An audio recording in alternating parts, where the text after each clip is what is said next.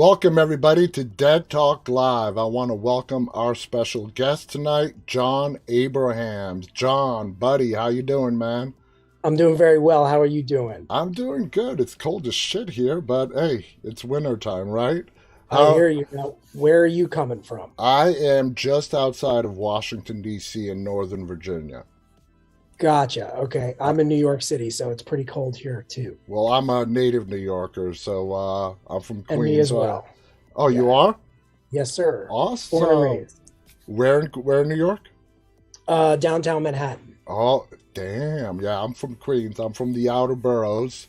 There we Uh, go. so that's pretty cool, man. So thank you for being here. As I was telling you, you're probably going to be this is our last show of 2021, and we're going out with a bang. And as we've been chatting over the last couple of weeks, you have a lot of fans out there. So when you're Oh, out there and you're walking the streets, how often do you get recognized? it depends where I am, and it definitely happens. Like I was in a Gap the other day making a return, and I had a mask on and everything, and I don't know if it's my voice or what, but the guy helping me was like, at the end, he was like, "Hey man, I really like your movies." Um, I mean, I love it whenever it happens, but I remember when Scary Movie came out. I was living in Brooklyn at the time, and I was living in like a pretty mixed neighborhood, but like heavy Latin contingency, and they were like big fans of Scary Movie, and like for the whole summer, every time I walked down the block, people would be like, "Yo, Bobby, it's Bobby. Oh, Bobby, what's up, Bobby?" Like all the time. Well, Um, I'm going to and give that you a was big awesome. compliment. It's been 21 years since It came out in 2000, right? I think so. Yeah, Yeah, it's been 2000, 21 99, 2000. years. Dude, you Mhm. don't look like a day has passed. Well, I'm rotten on the inside. Are you sure? Are you sure you're not like some kind of like immortal vampire or some shit like that? Well, I am a quarter Transylvanian for real.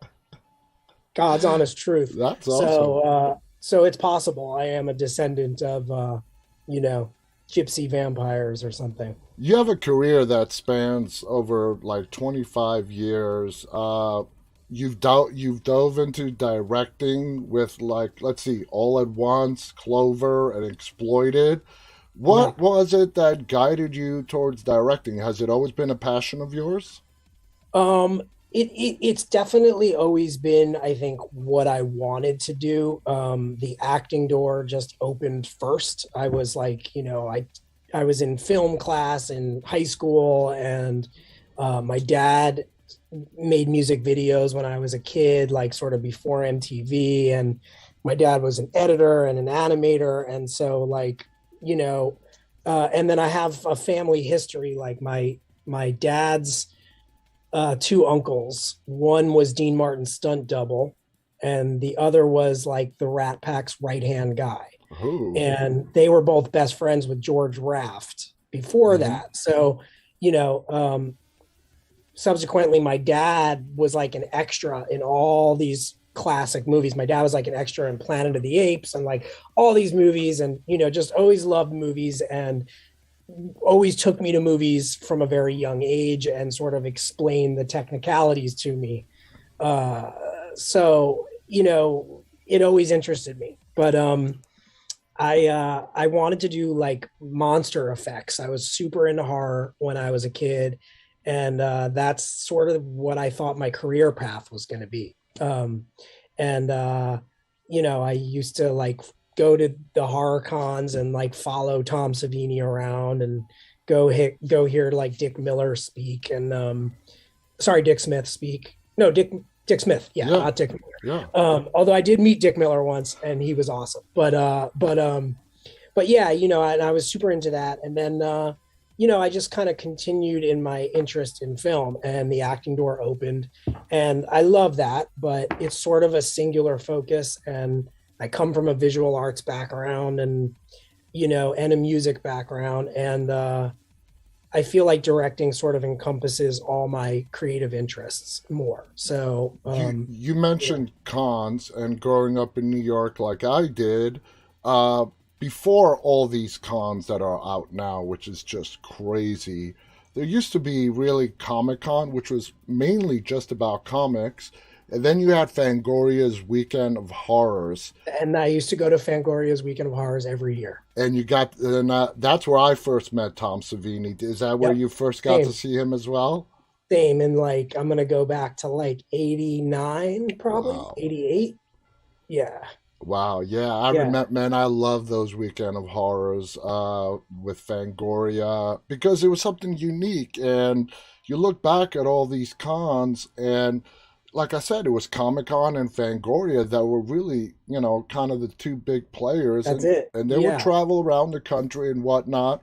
I remember in New York, it would be right across the street from Madison Square Garden. At the Roosevelt Hotel. Yeah, it used to be the Pennsylvania That's Hotel. right. Sorry, the Pennsylvania Yeah, the Hotel. You got Pennsylvania it. Yep. Hotel. Yep. And it's just one of my, favorite memories growing up. Let's see, Clive Barker. Have you Yep. ever had a chance to hear Clive Barker speak at I those feel like I heard him conventions? speak at one of those cons like back in the, late 80s, but I no, not recently. No, not recently. Me too. I mean, I haven't heard him speak recently either. But back at the cons, you see this nice, normal-looking guy take the stage, and then when he opens his mouth and start revealing all the sick, creative Yeah. stuff that he comes up with, it blows you away. Yeah, I mean, I was like obsessed with Nightbreed, I Yep. think, when it came out. And there's a lot of like makeup, creature makeup stuff in that movie. And obviously I loved Hellraiser and all that stuff. So I was like super. I think he did comic books too Yeah. of Nightbreed, and I was like super into that. And yeah, I was always obsessed with Clive Barker. I think he's a genius. Yeah, I'm glad Yeah, I at least got the opportunity to hear him speak because it really is fascinating. I've mentioned that many times before on this show, but until you actually hear the man talk about what brings out the creative side in him, you yeah. can't describe it any other way. Now, you've done a lot of independent films and whatnot.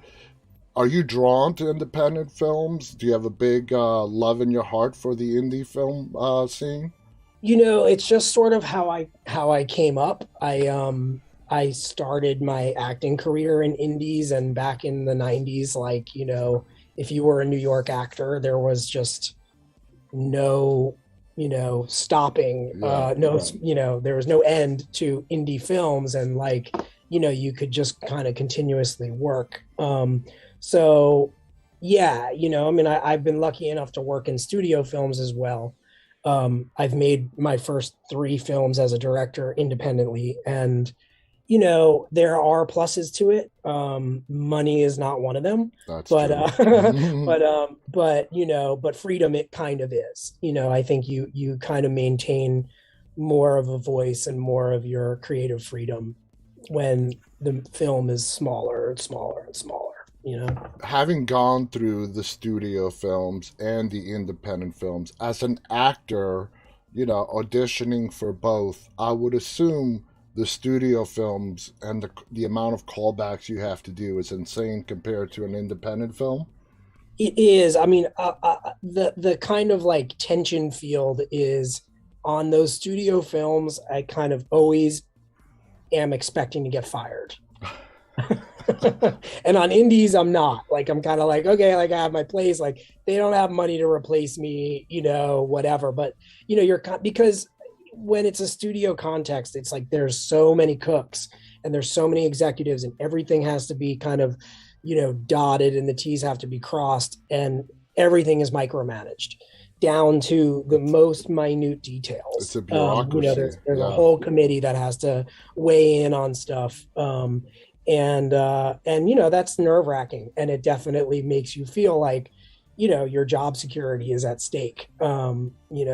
Independent films are small and sort of more of a family, and it's scrappy, and it's kind of that vibe. So but that's to say, it is amazing being in studio films because of the power behind the distribution of them, Oh yeah. and all that they put into, P&A and all that stuff. So, like, that's just amazing and next level. Like, if you're in a movie, the studio film, and Lord willing, that movie is does well its opening weekend at the box office. It's just insane. Like your phone just rings off the hook. Hmm. It's like it's wild. It's just really wild, and the reach is wild. I mean, I don't I don't make my movies for money. I make them in the hopes that they'll have a reach, and that's harder and harder with indie films. I think to really get a reach out there, Is and it studios. because of so much content out there now, or is it I do, yeah. I think it is. I think it's sort of twofold. I think the age of digital cinema and all that stuff is kind of wonderful because it sort of levels the playing field in the sense that anybody can kind of make a great film, and if they have the following, they could post the film on YouTube and they could get 10 million views, and if you equated that to money, right, like that would be more money than a box office star was making for a film its yeah? opening weekend. So there's that, but at the same time, yes, there's just so much of it, and there's so much to sift through, and it's hard for anybody. I think I heard Quentin Tarantino talking about this the other day on like a podcast. Like, there's just so much content that it's impossible to sift through it. Back in the day, there was three television stations, and there was only so much television to watch. So you really honed in on things, and it was sort of similar with films. I mean, studio films, when I was coming up, every studio used to make like 30 movies a year, Hmm. and Yeah, now they make five. yeah. So it's like less and less work for actors in that realm, and all that kind of stuff. So it's twofold. I'm hoping that somehow it sort of like meets in the middle at some point, And also, don't forget, I mean, we have to also remember the amount of streaming services out there. And you see that kind of starting to take shape with these mergers and acquisitions. Mm-hmm, For mm-hmm. example, Discovery is merging with Warner Media. Right, Everybody's right. buying because there's just too many subscription services out there, and people are not gonna, even if it's for a free trial, pay $5 here a month, $9 here, 15. Netflix is $15 a month. Yeah, It just adds yeah. up. It's too much. So you're starting to see all these mergers, big studios getting together. Are you opposed to that? Are you a fan of that? Do you like more competition? What are your thoughts? This is a good question. It's difficult. It's difficult. Yeah, I'm not opposed to it. My hope would just be that like they would make more content if they merged, and maybe on a scale, right? Like it used to be that studios made like five blockbusters, 10 romantic comedies, 10 whatever smaller films. There was like everything from a $10 million budget to a $80 million Hmm. budget.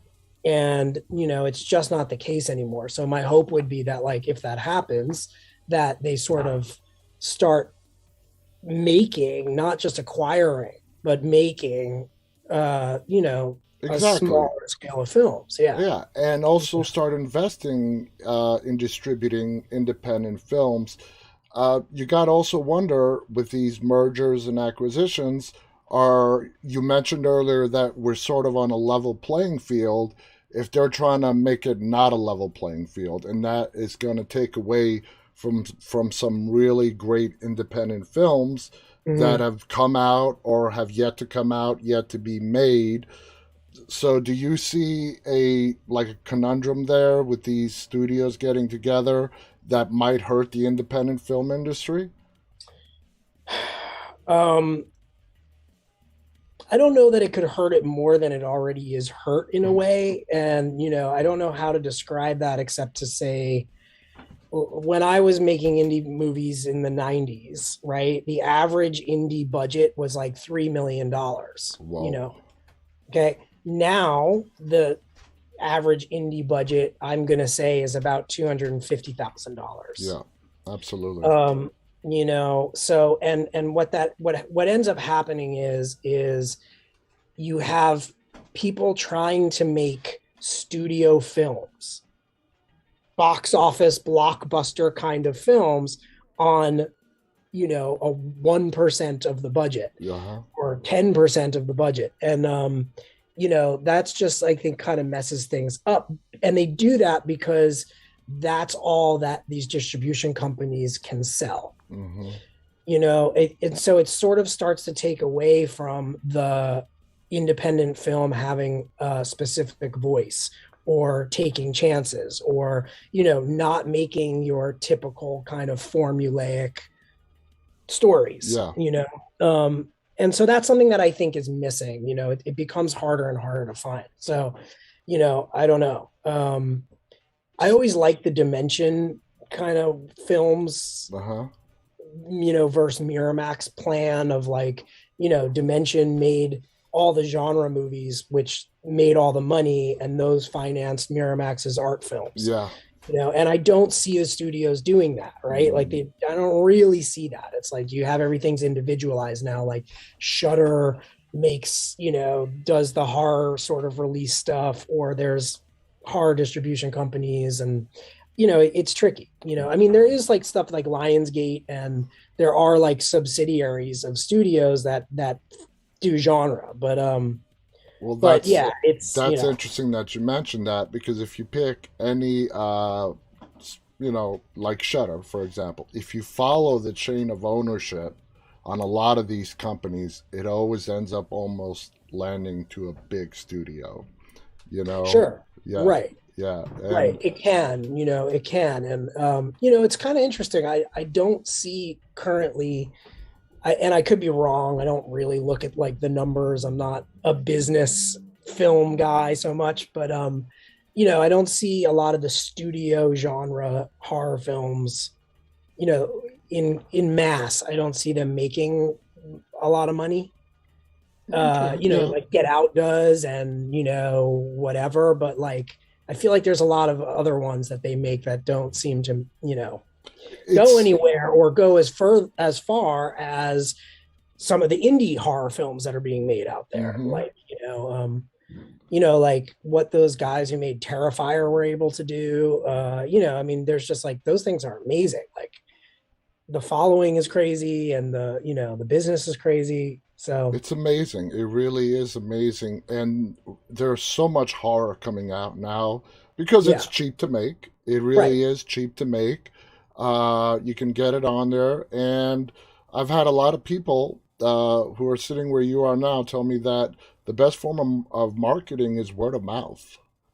Yeah, I think so. I mean, I think so. And I think, like, I'm a big John Cassavetes fan, and, I've read about how they used to make the films, and like him and Peter Falk would drive cross country and book the films in theaters themselves, and I think, like, if you're willing to do that legwork, that pays off. Like, if you do a college tour, or if it's a horror thing, you go to cons and you premiere your festival. I mean, you premiere your film at the con, at the convention, like, yeah, I think in a sense you kind of have to do that, and you build up this fan base and this following, and it's amazing what you can do without a studio in that sense. Exactly. Whereas, yeah, so that's what I like about where we are today. And the industry as a whole is in a state of transition. We don't know where it's going to end up. We see them trying new stuff, like these early releases, same day as theater, $19 rentals that you can rent. So they're trying different stuff, and we don't know where it's going to end up, what's going to end up sticking or not sticking. So let's talk about some of your movies. Scary Movie, of course, you're very well known for Scary Movie. Now, being a horror fan, I'm assuming you knew all about Scream before you did Scary Movie, correct? Yeah, so it had just come out, maybe the year before, a couple of years before, and I Know What You Did Last Summer had come out. And Scary Movie was originally called Scream If You Know What I Did Last Summer. No, Scream If You Know What I Did Last Halloween. Um, That's a pretty good title. it was coming off of the Weighins doing "Don't Drink Your Juice in the Hood" while being a menace to society. Um, um, and So we were very aware when we made the film, and like the Weighins are great because they are sort of much more collaborative with actors Hmm. and writers than some things are by the time you get to production. So they kind of like gave us all Scream and I Know What You Did Last Summer and copies of all that stuff, and had us watch it, and oh, this would be funny to spoof and this would be funny to spoof, and they let us name our characters, and so like I named my character Bobby Prinz Jr. you know uh because Freddie it was Prince like Jr. I'm supposed to be a combination of Skeet Ulrich Uh-huh. and as Billy in Scream, I think, and Yep. you know, yeah. Uh, And so Freddie yeah, Prince Jr. That's yeah, we were hysterical. totally aware of those, and you know, those movies are great, and they're almost parodies themselves. I think like Wes Yes. Craven, even sort of always described Scream as being a parody It is. film. So yeah, so it's aware of itself and everything. So yeah, so we were totally aware of all those movies and stuff. You're absolutely correct. And I was going to mention that as well. I mean, Scream in itself, because of the mentions in the movie of horror movies and what killers do and how it all plays out and endings that are going to have a sequel and not a sequel, like you said, it is sort of a parody in itself. And then the Wayans come along and do Scary Movie, which was very successful. So, how did you get the role of Bobby? How many auditions did you have to go through? How did it all come to you? Well, so I was a huge Wayans Brothers fan. Uh, you know, In Living Color was like everything when I was in junior high school, and they made a movie called "I'm Gonna Get You, Sucker," which was like Yeah, my I saw favorite it. movie. I loved that movie. I was like obsessed with like a lot of the black cinema, black exploitation films, and that's a sort of parody satire of those films, and I love them. Um, they were like my heroes, and I was making a movie called Texas Rangers for Dimension, and they were trying to cast Scream If You Know What I Did Last Halloween, and they couldn't get anybody to do it. Like I think like the likes of like Jared Leto turned it down. Like everybody was turning it down. Like and they sort of like I was in another film for Miramax called Outside Providence, and so they really liked my role in that, and they sort of cornered me on set and were like, "Hey, we're making this movie with the Wayans brothers, and like you should do it." And I was like, it was like literally like these execs sort of backed me into a corner. You should do it. Would you do it? And I was like, the Wayans brothers, like hell yeah, Yeah. like I'll do it.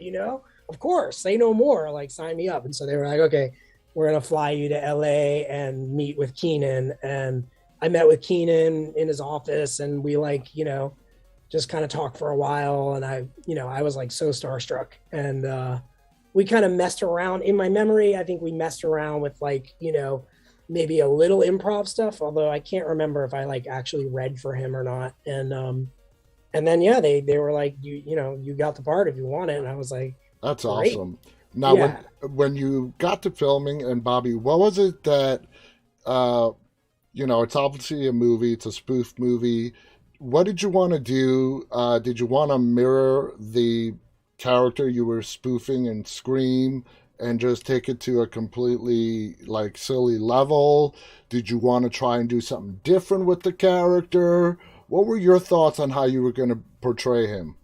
It's sort of both, because it's like you are directly parodying specific scenes or moments from those movies, but also it's you have to put a kind of specific eye on who those characters are and like what their backgrounds are, and then you want to heighten those things. So it's like, oh, Skeet Ulrich's character is kind of white trash, right? So it's like, okay, what, then what are those things, right? Like, what would the heightened white trash version be? Hmm. Okay, and then you start thinking about wardrobe stuff and little shtick off that, like he lives in a trailer at school and has like 18 uncles and aunts and brothers and sisters that live in the trailer with him, those kinds of things. So there's both. There's like, let's watch these specific moments from these movies and let's try and mirror them in a funny way.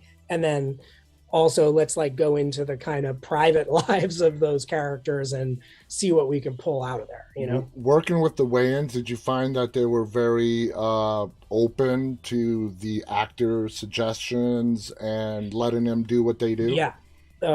Yes, they're amazing that way. It is not often the case. They're so collaborative, and yeah, they had us like we all met and we had some rehearsal time, which is rare on studio films. It's rare on films in general, and they gave us like questionnaires to fill out, and they were things like, what is your character's name and what does your character want in life and what, like all these things. And, we filled them all out and then we handed them in. And, then I think the writers and that, they looked at them and sort of like, were like, oh, this is funny, because you answered them as your character. And, I think the hot dog thing, the hot dog scene, I think I came up with that in like a rehearsal or in, so it was kind of like you could pitch Yeah. ideas and then, if they thought they were funny, they would end up in the film, and they would try them out. Was this your first dive into doing comedy, or had you had previous experience? I had previous experience because I think at that point I had done Outside Providence, Hmm. which is a film I love, and that's a sort of dramedy, but I was you know the fool in the film, if you will. So yeah, I had had some experience doing that, and then had some experience like in the improv, world before. So yeah, I had had some comedic experience. It wasn't all just dramatic. So several years after Scary Movie, you got a part in House of Wax, I another did. successful film. What was that Yeah. experience like? Not So a that comedy or a spoof whatsoever. No, not at all. So that was awesome for me because, like I said, I was a big horror movie fanatic when I was a kid, and there's a theater in New York City called the Film Forum. Hmm. It's been around forever. It's great art house theater. And when I was a kid, in the summers, they would do a whole like 50s B movie and 50s A movie horror movie festival. Hmm. And they would show like all the William Castle films with all the gimmicks, like 13 ghosts, and like they would have the ghosts fly across the audience during the movie, and the tingler, and they would have the seat vibrate when the tingler came on screen, all those things that like William Castle did as gimmicks to get people to see the films, which I love. And so House of Wax, right, is one of them, right? It was in 3D, the original, and I Hmm. had seen it a couple times. And so when that came around, I was just super excited by that.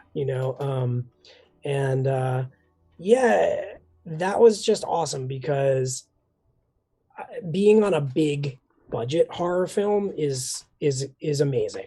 It's amazing because like, props and production design and all that stuff, like they spare no expense. So, you're in these, like, I think we had three fully dressed sound stages in Australia for House of Wow. Wax. And all the sets were built and dressed and ready to go at all times, as well as they built that entire town, that like little Louisiana town. Yeah. They built that entire town in the middle of the jungle in Australia. Damn. Like, and you could walk around in that town and you could go into the church and there's like, there's all these wax people in the church, and, it was wild. So being in a, and coming from my background and my interest as a kid in that side of horror movies and stuff, it just was amazing. I mean, it is a remake. The original had Vincent Price.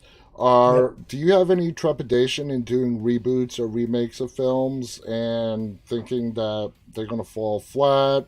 Audiences who are faithful to the original are not going to like it. What are your thoughts on Sure. doing I mean, I reboots? am one of those people. I never liked the remakes of Texas Chainsaw. I never liked the remakes of, and I hope I don't offend anybody, but I just didn't like them. I No, thought it's they your were, opinion. Yeah, yeah, when like there was that era in the early aughts of remaking all the major horror franchises that ever were, you know, I just wasn't, I just didn't think they were doing a good job. I thought that making William Castle films from the 50s on this sort of grand scale and updating them, those I thought kind of worked for the most part, yeah, just because, like, technically speaking, if you watch any of those, like Ghost Ship or, House on Haunted Hill, I think they remade, and House of Wax, and yeah. there's a few others that Joel Silver did with his company. Um, Dark Castle, which were like, I thought they were pretty great. I thought they were good updates. I thought they kind of like took a lot of that stuff and made something new of it well. Whereas the like music video versions of Texas Chainsaw and Friday the 13th, maybe there was one like that they read Yeah. Nightmare on Elm Street, Hmm. like they're just not, they don't work for me. And I think maybe part of that is that the originals are made on a shoestring budget, and they're they're raw. They're more Hmm. raw, and that's what makes them scary to me, And those slasher films, like, Nightmare, Friday, of course, Halloween. Michael is back in the thick of things. Halloween Kills just came out. Yeah. There's another one coming out next year. Do you think time plays an issue as well? Like with House of Wax, it was a significant amount of time between the original and the remake. Do you think Sure. if enough time passes, uh, it's good to reboot a franchise? It is. I mean, it is, but then again, I think it's happening a lot now, which is that, like, there's really not a lot of new projects. Everything is sort of an updated version of something that was. Mm-hmm. And that's a little tiresome to me. I don't see a lot of new voices or new takes on stories. It's all sort of the reboot of this franchise, the reboot of that franchise, again and again, and the time in between that one and the new It's one is shrinking. getting shrinking. Yeah, I mean, I forget, there's something they're like remaking now, which just came out 10 years ago or something. It's like, As a filmmaker yourself, what is it that you want to do moving forward?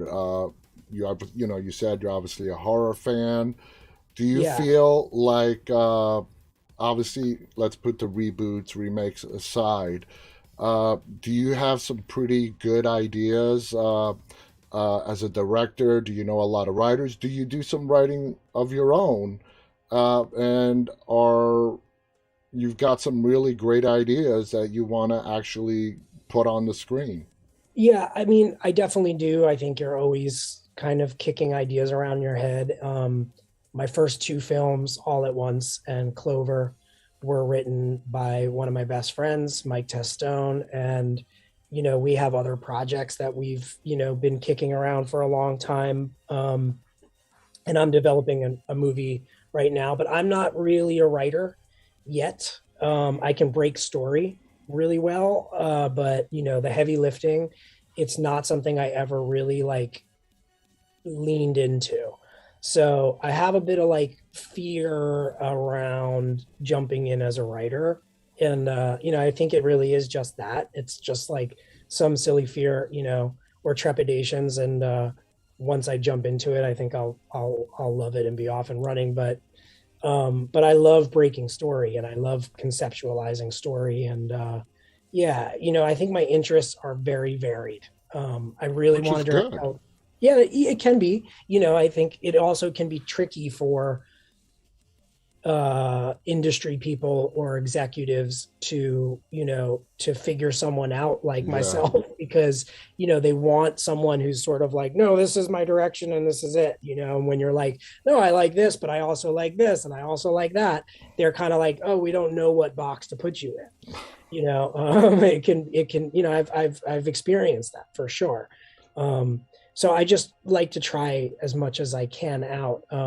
I love dramedies. I think everything I've made, with the exception of maybe Exploited, but All at Once and Clover, even, they're both dramedies. They both are dramas with a lighter side Yeah, at times. So, exactly. and my favorite horror film is Return of the Living Dead. uh, Always was. And I think it's a terrifying film because it's funny scary. And Hmm. funny scary, like Scary Movie at times, like Scary Movie has some really violent, scary moments Yeah. within it, there's just something about that. It's like something about what your brain can't fixate on what it is. And, in a business sense, people will say, oh, that's not really good for business. But like on an emotional level or a somatic level, it's terrifying. And it sticks It's with like you. totally stirring. Yeah. So I think overall, like, my interests are to keep kind of exploring the dramedy, or the what I call crime comedy, crimedy zone, or the horror comedy zone, and so on and so on and so on. Return of the Living Dead is a classic. It just, it's just one of the, like you said, one of the greatest movies out there. I mean, it was I think so. Yeah. original and it was lighthearted when it needed to be. It was scary when it needed to be, and it had all the elements. Before we go, we got to talk about your role as Denny in Meet the Parents. One of your Sure. most well-known roles. Big film, De Niro, Ben Stiller. What was that experience like? It was amazing. I grew up across the street from Robert De Niro, Oh man. and I before I even knew kind of how amazing he was as an actor, I knew that this, like, I'd see him, on the block or whatever, and this guy's got something. I was always sort of enamored, and it just was. I also grew up in a neighborhood that's like, there wasn't many people there, so it's odd to have grown up across the street from him. And obviously you look up to someone like that if you're an actor, right? You're just like, I that's mean, a god, it's that's an Robert De acting god. Niro, yeah. Yeah. And so when that happened, it was just like, I remember when they called and said, like, you got the part, I was like, literally my feet were off the ground. I was floating. You And get then to work with the guy that you've admired and grew up watching and living across the totally, street from. yeah, totally. And I think that probably helped get me the job, because, like, De Niro's always the final boss Yeah, he that you have vouched to for get. you. He He's the vouched for. final boss. Yeah. Yeah. So you get through everybody else, you got to get through him. And so I met with him in our neighborhood, and he was sort of shocked that, like, somebody could be from that neighborhood, and I think that probably helped get me the job as his son. And it was just an amazing experience. I mean, it's like, I think when we made Scary Movie, we were all psyched to be there, and we all were having so much fun, but you didn't really know, if we had no idea that the movie was going to be what it is, Hmm. and that when it came out, it was the highest grossing R-rated film of all time, Was it and the really highest, R-rated? yep, It was. R-rated, I did not know that. highest grossing R-rated film of all time, and the highest grossing black film, I think, of all time, which was like a big deal. Hmm. But we didn't know that when we were making it. On Meet the Parents, it was different. You kind of knew, like, oh, this is, it's just, you're sitting there and you're like, this is going to be a classic. Like, you could just tell.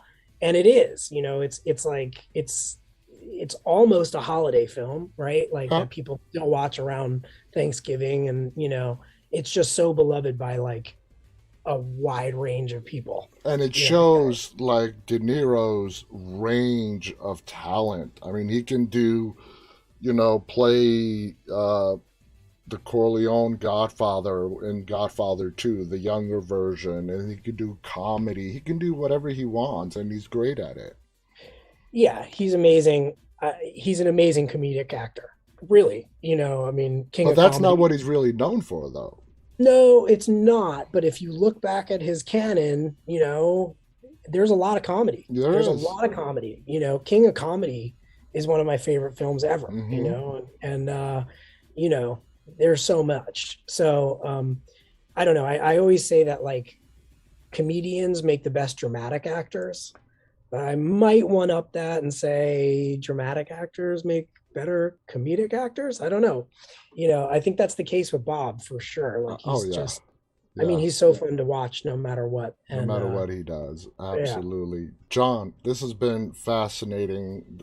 Thank you so much. Is there any thank you. stuff that you're currently working on that we should keep an eye out for?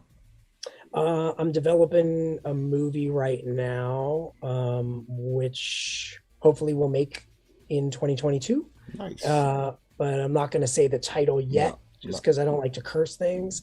But Exploited is in the process of being sold, so look out for that in 2022. And that's a horror thriller set in the webcam fetish world. And it's actually one of the only that I know of LGBTQ plus protagonist kind of horror thrillers. I think Wow. you haven't seen that yet, and that was a kind of interesting zone to work in. So, Absolutely. Are you coming on any more conventions in the near future? oh, I would love to. So, all the cons out there, John get at me. I'm Abrahams is down. Let's out there. go. Let's go. I would love it. I You love love doing going cons. out there and intermixing with your fans, the crowd, getting to feel that energy. It's amazing. And like I said, I used to be the fan at those cons. And, like, so I still am when I go. I still walk around. I'm like, ooh, look at that. I'll get like this guy's autograph or whatever. I still totally geek out for that stuff. Absolutely. Me too. Me too. Yeah. John, thank you so much. It's been Thank you. fascinating talking with you. I want to thank all of our viewers. Want to wish you a I want to wish everybody a Merry Christmas, Happy Holidays, Happy Hanukkah. This is probably our last show till 2022. So everyone have safe holidays. Enjoy your time with friends and family. For you too as well, John. Thank you for coming on our show the day before Christmas Eve. Thank you Uh, so much. so until next year, guys, stay safe. And on behalf of John Abrahams and myself, stay walking. Bye, everybody. Happy New Year, y'all. Be Happy New safe. Year. Many blessings.